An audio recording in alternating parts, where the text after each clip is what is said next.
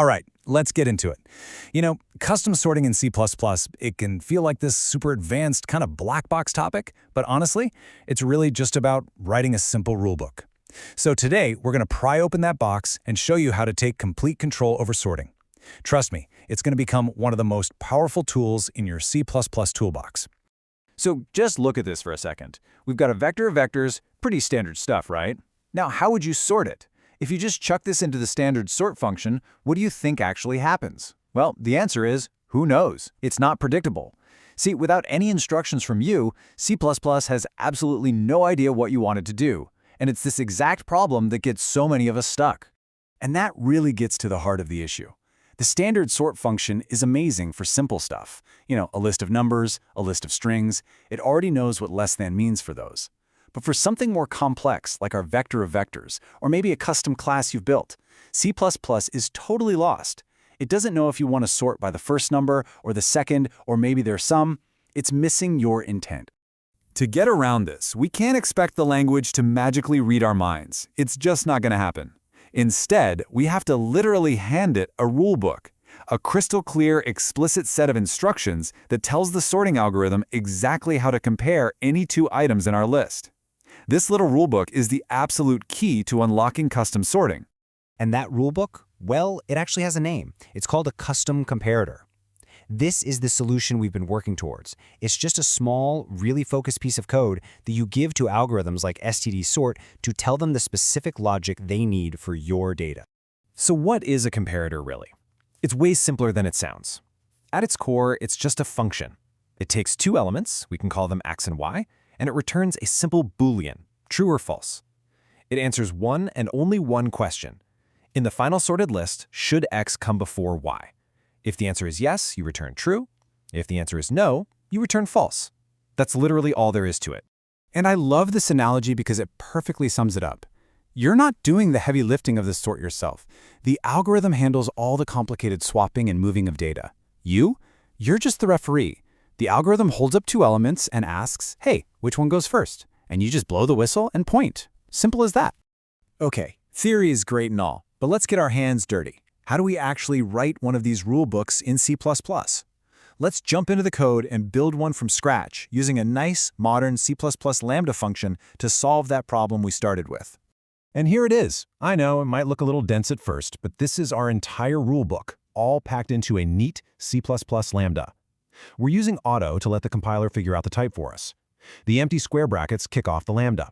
Then in the parentheses, we take our two vectors, a and b, as a const reference, which is super important for efficiency. And finally, the curly braces. That's where the magic happens. That's our sorting logic.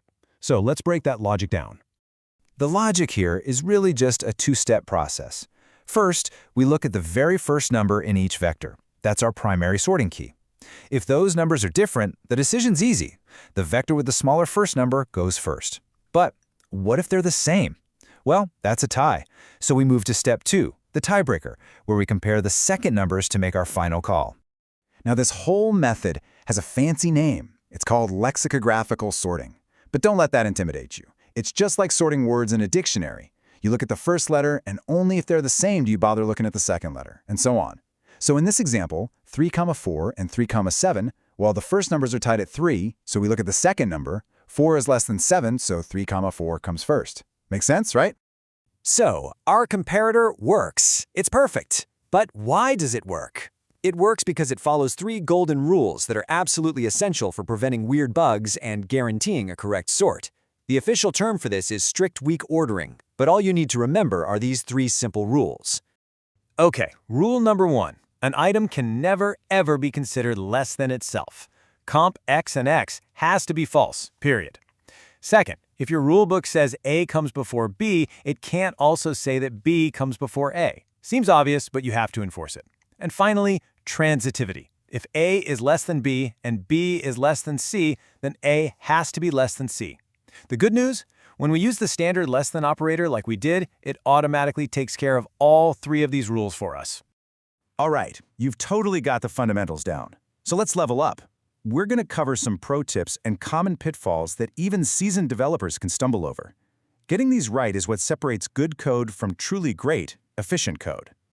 Let's talk speed, performance, This is a subtle detail, but it's so critical.